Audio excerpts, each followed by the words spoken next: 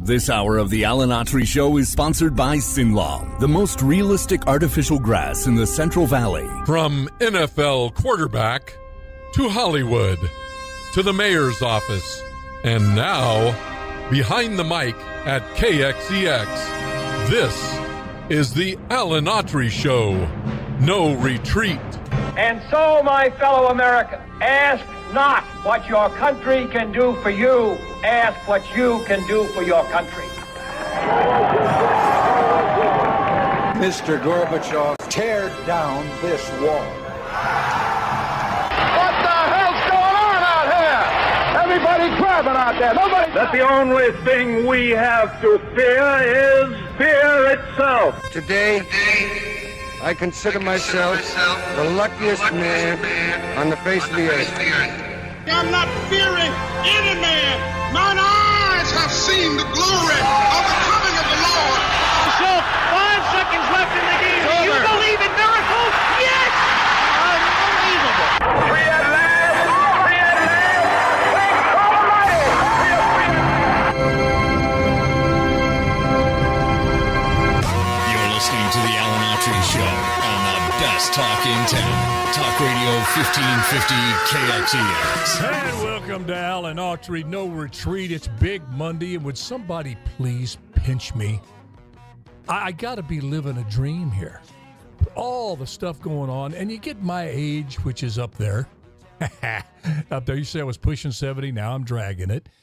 But I look where I've come from, and to think that the little kid that couldn't say doo-doo if he had a mouthful, as my grandpa used to say, would have his own little radio show and be able to make relationships and friendships with the folks online and throughout the community here, throughout the country, throughout the world, man. We have people that listen all over the world. And I want to thank you, whether it's by radio, online, or whatever, for supporting the show, because it just, I had a lot of fun doing that series here tonight. Why? Yeah, good show, good scripts, but it was great people. And y'all out there know exactly what I mean. There's nothing better than having a job that you can go to that you like the people. In fact, even the work you're doing may not be as satisfying as you wish it could be. It may not be where you ultimately want to end up and doing what you're going to be doing for the rest of your life. But you really look forward to going, especially when the going gets tough, when your body's aching or you just got the blues or whatever. But you get up and you go and there's some great people there, good people that are who they say they are and quote unquote have your back. And, that was the best part of the heat of the night. That's what I missed the most was Carol O'Connor, Howard Rollins, God rest his soul, Hugh O'Connor, God rest his soul, Anne Marie Johnson, all of the extras, Randy Franks, and people that you don't probably know personally, but you have people at work, many of you, who you value and appreciate as much as I do those folks. And you know what it means. And that's what it is when I come to the studio every single day, just to be on the team. Guillermo Marino, Jeremy here, Bob, Eric Rollins. I don't get to see him as much as I'd like, but just a really good, great group of people, and especially you all that email me and tell me what's on your mind, words of encouragement. Also, not afraid to disagree with me, which I not only it doesn't bother me, I welcome it. That's what part of this show was supposed to be about. Free discussion, open ideas, and that sort of thing. And so I'm a little drive in here every day. I just thank the good Lord most of the days. Sometimes I forget to, and that makes me feel bad.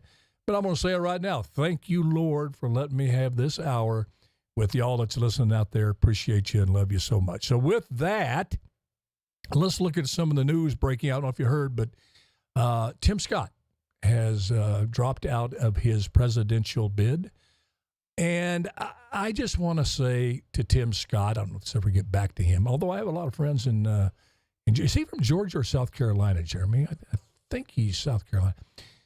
Almost positive. But right in the South, I probably know quite a few people that he knows. And I think someday I'll be able to see him face to face and tell him, thank you. Thank you for making this run. Thank you for showing us what candidates could be.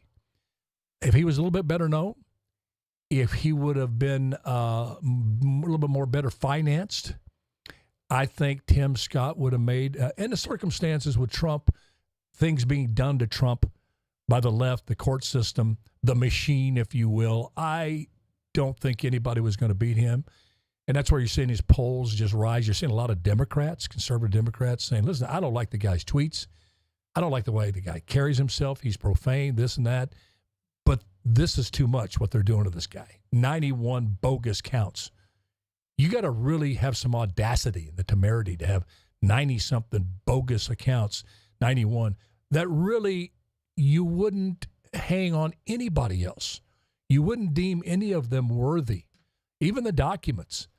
I mean, you say, well, Biden, Trump is different. What's different? Well, he willingly gave them up. Well, so what? What was in them? I mean, my goodness, that's going to be enough to send a guy to jail for 200 years. So I think it was going to be impossible because of the circumstances. If you love America, you value individual rights, and fairness means something to you. See, I want fairness applied even if I don't like the dude. And I don't mean just Trump. If unless you've really broken the law, I mean, you want to send a guy to prison, like I said, for life, where really upon close scrutiny of the offenses, of the charges, most 90% of the experts would say nobody would do any jail time. By the way, most of them, if charged with this, it wouldn't even go to a court trial. They wouldn't even be brought against them. So Tim Scott had a difficult year, but I think Tim Scott really introduced himself in a good way to the people. He's now known by a lot of folks, and he's known, I think, first and foremost, as the one who was a true gentleman. There is a way to fight. The Apostle Paul talks about it in the Bible, fighting the good fight. That doesn't mean you're not tough. That doesn't mean you're not going to stand your ground. That doesn't mean you're not ready to rumble. It's how you rumble.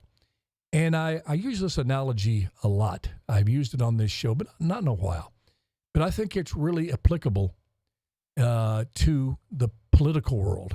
And what I'm talking about is the championship fight between Mike Tyson and Evander Holyfield. Mike Tyson was a from-the-streets guy, no-holds-barred guy, tough as heck. But, you know, I think we'd all have to say there was a time in Mike's life where his elevator didn't go all the way to the top. You know, he had one wheel in the sand. Evander Holyfield was a very strong Christian, tough as nails, and they met in the ring. And this collision had been in the making for quite some time. People back then wanted to see that fight. They thought it would be a heck of a fight, and it was a memorable fight. I don't know how great of a fight it was, but it was a memorable fight for one particular reason. Holyfield was getting, again, we got to remember, he's a man of God, very strong Christian, walks his talk. He's using Tyson's head the first 3 or 4 rounds like a piñata. I mean, he's bouncing left jabs, left hooks, uppercuts, straight right hands on Tyson. After about the 3rd or 4th round, Tyson realizes that he's not going to win this fight. And he's probably going to be laying on his back very soon, or on his face down, knocked out by Holyfield. Well, they get into a clinch, and Mike Tyson proceeds to bite off a piece of Evander Holyfield's ear. You see it plain as day. I mean, they're in the clinch, and you see Tyson. I only laugh because of the craziness of it. Nobody had ever seen anything like this in a fight. You see him on the close-up with the video. They're in the clinch. You see him look at Evander's ear, and he's like a starving dog in a meat house. He reaches it with it and rips off the ear and spits it out on the ring apron. Well, Holyfield grabs his ear, hops around, looks at the ref, going, "Do you see what he did?" The bell rings. They get his piece of ear off the campus, now off the floor there, on the canvas, and the referee, for some reason, they don't disqualify him. Now, prior to that bite, Tyson had hit him below the belt several times to try to slow Evander down. Well, they come out for the next round, and Evander, they're in a clinch. Again, I guess the referee didn't see it or what have you. They didn't get disqualified right away. They're fighting. Evander now is hopping mad. Who wouldn't? You have your ear chewed off, this guy. So he starts unloading. He starts going down below the equator, if you know what I mean. He hits Tyson a little low, and he's going to give him a taste of his own medicine. Well, what you hear then is something amazing.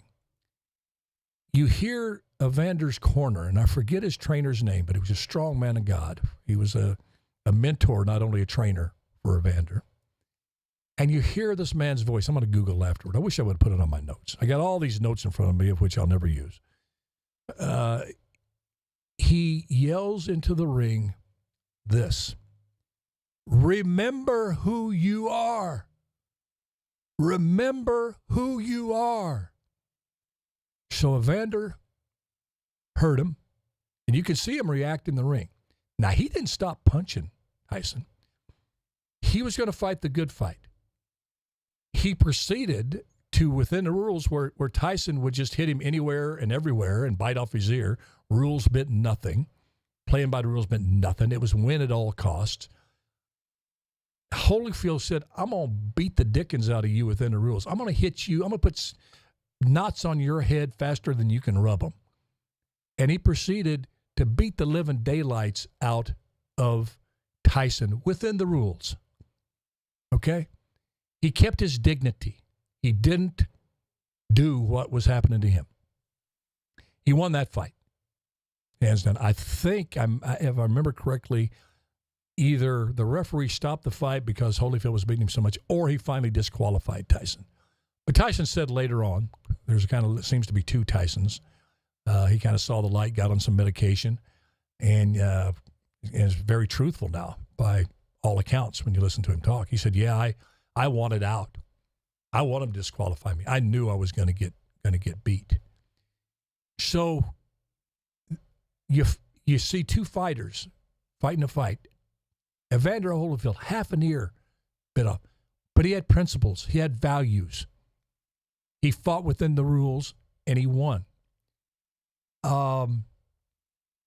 Tim Scott, to me, on that stage, when everybody from Ramaswamy's trying to bite off a piece of, Nikki Haley's ear, Nikki Haley's trying to go in and kneecap Ramaswamy, DeSantis is over there even throwing in some of these barbs. It seems the last thing on their minds, outside of Tim Scott, was the kids that will be watching this debate, the example they were going to be setting for prospective voters in a very, very important election. They could have been, they're all missing the boat. Chris Christie up there just, the only reason he's up there is to fight the bad fight against Donald Trump. Call him every name in the book. You go on down the line, I don't know, it's down to 5 now. But the one who never took the bait, who never gave in to that kind of silliness and nonsense, was Tim Scott. And I think politics is going to catch up with Tim Scott. Sometimes you need, or you have to lose the battle to win the war. Ronald Reagan didn't get nominated quite a few times before the country caught up with Reagan. The peace through strength message, the non-burdensome taxation for American individuals, families, and businesses, the conservative agenda, if you will, and the policies that went with it. It took the country a while to see what, to pick up what he was laying down. You saw that with Abraham Lincoln. He was anti-slavery for many, many years, lost a slew of elections. Finally had to create a party that was centered around the anti-slavery issue. The Republican Party was formed to end slavery. Yeah, it's a little surprise to some of our more liberal friends. That's why you need to set them down in a very calm voice, fight the good fight, don't get into a shouting match, and explain to them like Evander Holyfield. Fight the good fight, but do it within the rules. Don't get personal. Don't bite off any ears. And explain to them about the birth of the Republican Party and where the Republican Party lost the black vote. Inform them of something they may not know. For example, that Martin Luther King was a Republican. That's why his kids, some of the kids, are very conservative by today's standards when you compare it to the woke left. So, Tim Scott, as we go to break, thank you for doing what you did. Keep your chin up because you served a purpose, a godly purpose that was good for this country. And God willing, the country and the politics will catch up to you, just like they did Abraham Lincoln. Am I comparing Tim Scott, putting him in the same breath with Abraham Lincoln and Ronald Reagan? Yes, I am. You tell me what's wrong. You want to bring, did Bob come in just now? Let me see if he wants to set in on the last part of how much we got to go in the Monday show. About 30 minutes. Okay, yes, I'll, yeah.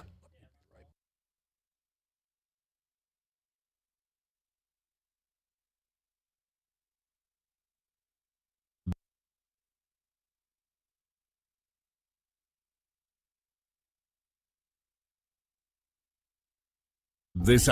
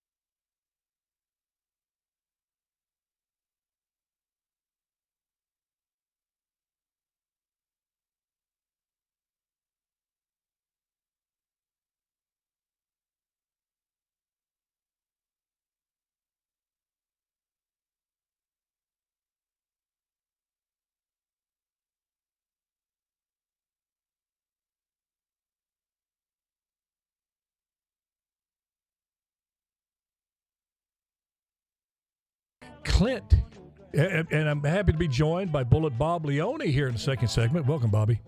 You never know who's just walking down. Yeah, exactly. Hey, you want to do some radio? Hey, come on in. Well, it's amazing. We got Clint Eastwood. He likes this show. Every time he turns it on, he calls. Clint. Yeah, Clint. What do you have to say about the show? Go ahead, make my day. Way to go, Clint. I love you, buddy. He's not the only one who gets excited about Manic Monday. No, Gomer Pyle. Gomer Pyle does, don't you, Gomer? Shazam. What's wrong? But the one that puts them all this year. And, we just have fans, folks, that run the spectrum of the political gamut.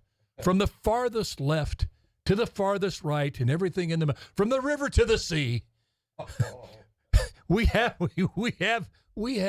people that love this show. And one of them, I know it's hard for you to believe, and I think he's on the line now. He wants to express his enthusiasm for the Alan Autry show. It's one Howard Dean. Howard, how you doing?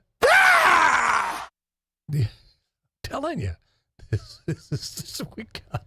we are the most eclectic show out there. We may not be the best, but we're the most diverse. Big words again. We got equity. Eclectic. Explain it. Well, eclectic. We should have a word of the day. Remember that? Yeah, we can do that. Thank you, Jeremy. I just heard you in the mirror. Thanks, Jeremy. Hey, he finally turned me. I was beginning to get a complex there. Yeah. I couldn't hear anything. Couldn't talk. Well, we have some breaking news. Not too good. Out of the White House, as Hunter Biden fondly refers to it as the psychedelic shack, we have that there's a 3-year-old American hostage. That's what they took, a 3-year-old. You guys are out there marching for Hamas. Do you understand this? You may hate Jews. I can't remember in history. I've been reading a lot on this, where they took 3-year-old hostages. Now, you want to go back a couple of thousand years ago, Bullet Bob, and say, well, it says right there in the Bible, God said, go in and kill every man, woman, and child. Okay, that's 2,000 years ago. I guess it's a worthy religious subject to talk about, but I'm talking about in recent modern times. Who willfully? I mean, it's not, the cliche, who does that? Yeah. Bobby, who does that? Only who barbarians. Barbarians. I mean, isn't there a unique spot in the spectrum of evil reserved for those that take 3-year-old hostages? Yeah, I just, and you're right, Haas. And the thing that drives me crazy, look, I'm a First Amendment guy all the way. I mean, obviously, there are certain things you can't do. Where does it stop? I'm so sick of these protesters. I really am, folks. I got to tell you.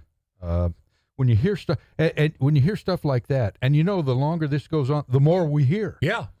The more it can't get any worse, and it gets worse. You bring up a great point. What the heck? You bring up a great point because people want to frame this as a free speech thing. From the river to the sea, Palestine must be free. Now, there's people look you straight in the face, I guess, and say, we don't mean the Jewish people.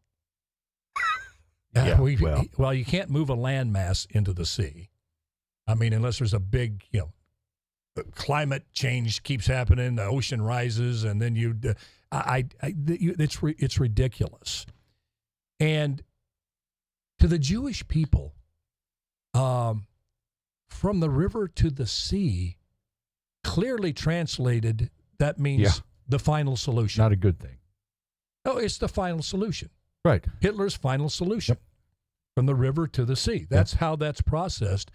And I think if everyone is honest, except the brainwashed kids that come out of the Ivy League, I think they would agree. They may say it's an innocent phrase, a people yearning to have a homeland, nothing against the Jewish people, and nothing against those folks that took a 3-year-old hostage. Can't have it both ways. I'm sorry. But you bring up the point about free speech, because I'm a big defender of that as well. But there's got to be lines society puts on things where clearly there is an incite to riot or an incite to break the law, an incitement to violence on others. Mm-hmm.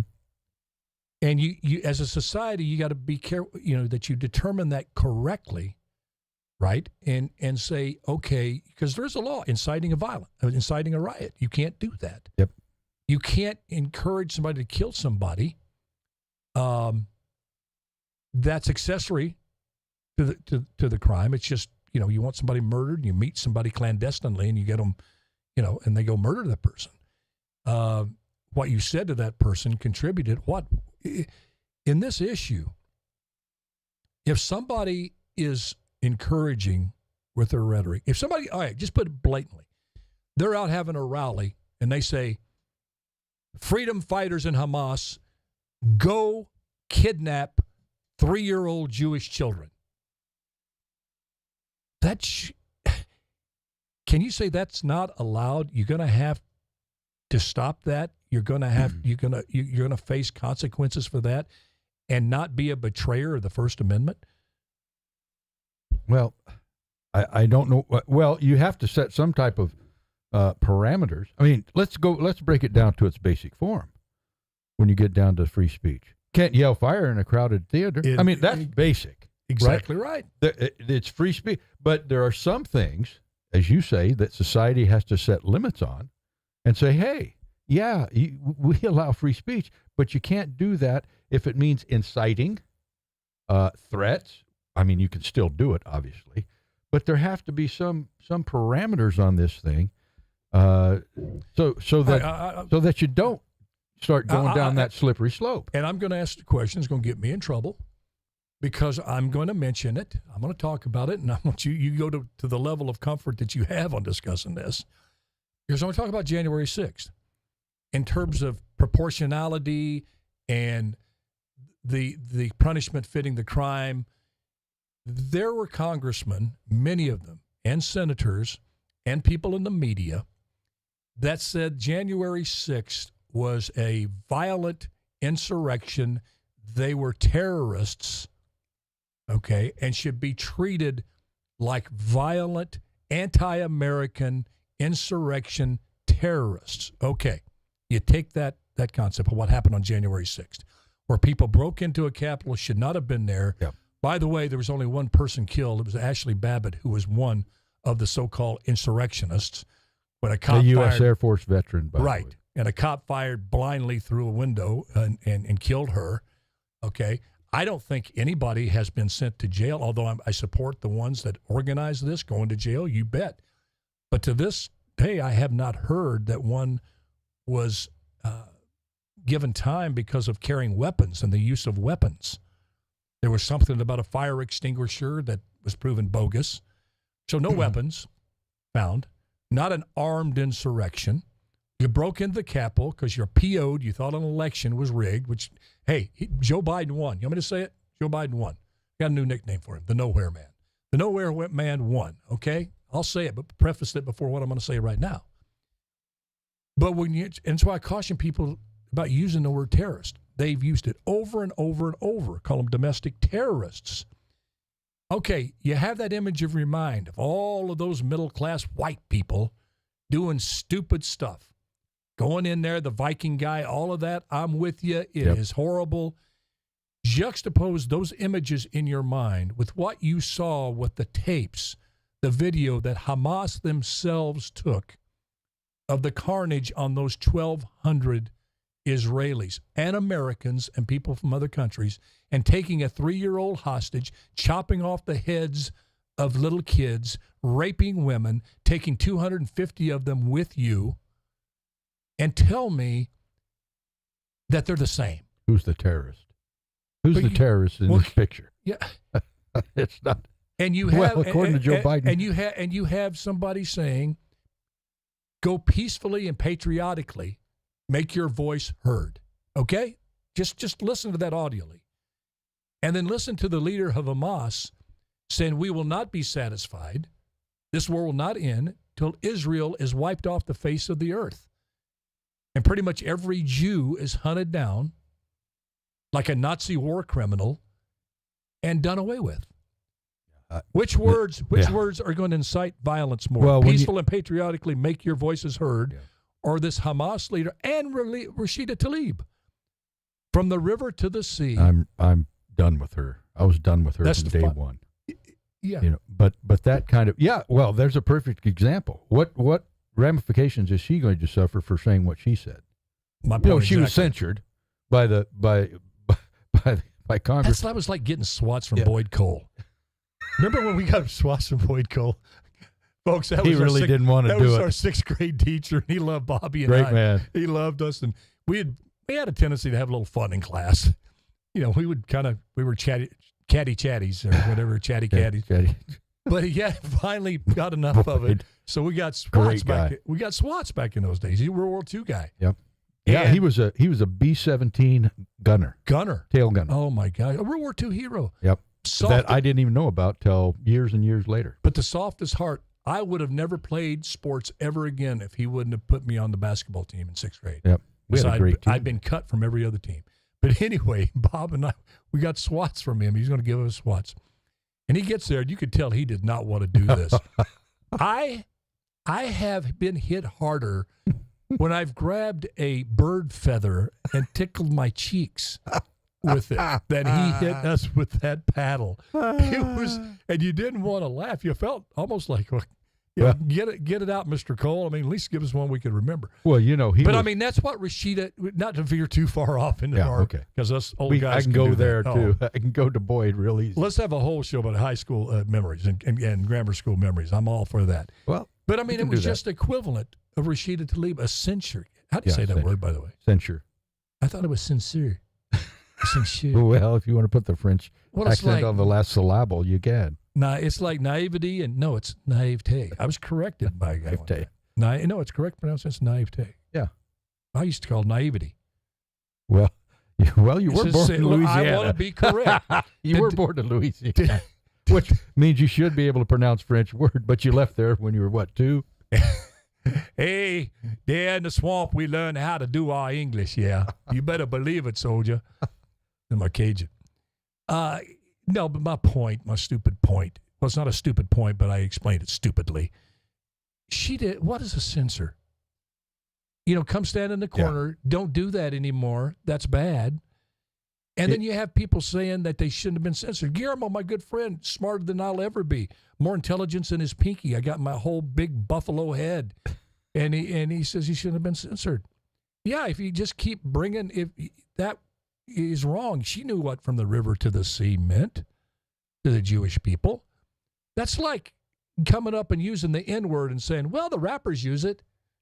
They don't mean anything. Yeah. Well, no, but you're white from the South, and you can't. Don't do that. You know how it's going to be received by the black community. Exactly. Right? Yep, absolutely. Okay. I'd love to hear you say that. You like when I agree with you? Here's the other question for you. I want your brilliant breakdown on this. Okay. We're going into another hard topic. Boy, I tell you, we dance around with cancellation left and right. We play footsies with cancel culture all the time. Just over there. No, you didn't get me there. You got my toe. Missed me again. The ceasefire. You break this down, and how does that ever work in terms of connecting a ceasefire to the hostages? Well, Alan, you say, hey, wait until the hostages are released. Well, put yourself, as horrible as it may be, into the shoes, the evil shoes of Hamas. Once those hostages are gone, you have nobody.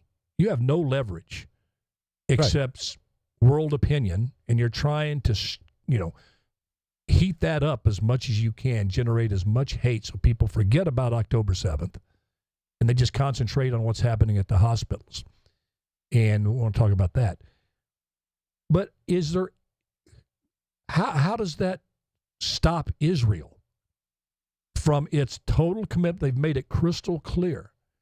They are not going to stop this military action until all of Hamas is wiped out of Gaza. So what does releasing the hostages do? Is it one of those things, well, okay, the alligator says, I like you, so I'll eat you last? I mean, Israel's going to still keep coming. Well, like a freight train. They don't have a choice at this point. Do they? So I mean, where's the linkage? Where's the connectivity in terms of a peaceful solution to this that involves a release of hostages? Well, I don't know that there is one. That's what I'm saying. Do you just delay? Okay, you release the hostages. We'll wait 3 months, and then we're going to come in there and kill you and take you all into custody or kill you if you fight back. And they've made it, and the IDF and Netanyahu have made it perfectly clear. In fact, I just saw another clip this morning. You know, every morning there's a clip on Netanyahu saying, you know, we're going after this and we're going to keep going until we get it done and they are eliminated. So with regard to the hostage, and so is it even a factor? Because we know what happened in 1972. We were all watching. That was going to be my point. Yeah. Go ahead. That was going to be my point. All those wrestlers died. Yep, every one of them. But they were not going to let those terrorists get away. Nope, they weren't.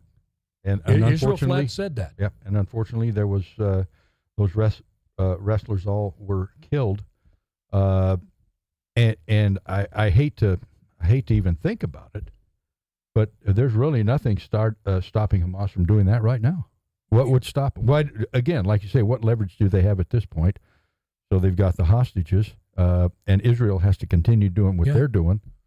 Yeah, what does that lead to? With all those hostages, all you're banking on is Hamas, is the compassion in the hearts of the Israeli people and their supporters. Yep. And there's a thing, and Israel has a lot of compassion. I'm not saying the Palestinian people don't either. The Jewish culture, the Jewish religion has a lot of compassion in it, forgiveness. But it's also a culture, religion that really values justice. They're willing to die for justice. And they're a culture that is based on order, based on valuing life against the enemy that simply does not value life. Yep. In fact, they almost worship death, because when you die in the cause of Islam, you get to go directly to heaven and martyr, hang out with whatever, you know, and they've been taught that since the day they were born. Mm-hmm. So I just think as hard as it is to accept, the sooner, like I said in the Ukraine-Russia war, a non-nuclear country is not going to beat a nuclear country, even if you're kicking its butt. Push comes to shove, they break that nuke out, you're done. So why not get to the negotiation table and save tens of thousands, perhaps hundreds of thousands of lives? You're going to go where you're going to end up anyway. And the thing here with the hostage, now, and a lot of people, well, Howland, because you just can't face that horrible truth. Yep. I'm a pragmatic guy. And you look at what is, if you can't tend to live in a fantasy world, more people die. Living in fantasies where the cold, hard truth, and the cold, hard truth, we live in a very evil, dark world. And you have to understand that evil and darkness, sometimes you have to deal with that in a very smart way, a very compassionate way. And you got to have more of a utilitarian approach, meaning what's good for the greater good may cause you sacrifice early on. I mean, those soldiers that hit D-Day, Rob, your uncle, they knew. Eisenhower told them, you know, a lot of you are going to die. But their purpose to have a world living under freedom and not Adolf Hitler, the children and grandchildren of which many of them didn't even have yet, they fought and died for other people's grandchildren and children. And it was a word. And you and I. Yes. And Dr. J. It was everybody. a worthy, that's what Israel's faced with. Yep. If we don't destroy Hamas, next time it won't be just 1,200, it'll be 2,000, either Israelis or supporters. And trust me, we, the big Satan, are definitely in their crosshairs. Yep, no doubt. Look at that Obama up here. Gosh darn it, that guy. He has no. You know what President Obama said? Nobody's hands clean out there in that Middle East situation. Yep. Nobody's hands are clean. Yep. How do you say something so? I'm going to say it's stupid. I'm not telling you he's a stupid man. He's got a Harvard degree, which doesn't really make you smart. It just makes you fool more people into thinking you're smart. But nobody's hands are clean. What is he talking about, man? What's he talking about? You say that in the same breath, you condemn Hamas somewhat. Then you have the big but, and then you start talking about the Palestinian plight. Nobody had anything to do with that UN's decision in 1948 to allow Israel to be a state. You're acting like that was an unclean thing to do. No, the Palestinians turned it down. They had a two-state solution. Palestinians didn't want half the loaf. Israel was ready to take half the loaf. You take Gaza, take this, we'll take this part of the land. That's what the UN proposed. Israel said yes. Palestine said no. How does that make our hands or Israel's hands dirty? Well, it doesn't. He's just posturing to try and meet both sides. And there really, in my opinion, there's only one side to this whole thing. Don't forget, Palestine rejected several different offers for the land, the latest being in 2005 when Israel said, well, here. Yeah. Create your own country and your own government. And like I just said, the UN did. The UN did as well. Yeah, they never have. The thing is, and that shows you, you can say anything you want to. I can say anything I want to. I can say I'm nice to people even if they don't have a big name or title. But I walk into one of these restaurants and treat a waitress really rudely. And you hear what I say, but see what I do. How are you going to determine, what are you going to use to determine what kind of person I am and whether I'm truthful or not? We know what the answer is. It's anybody can say, words cheap, all those cliches. It's right. It doesn't matter what you're saying.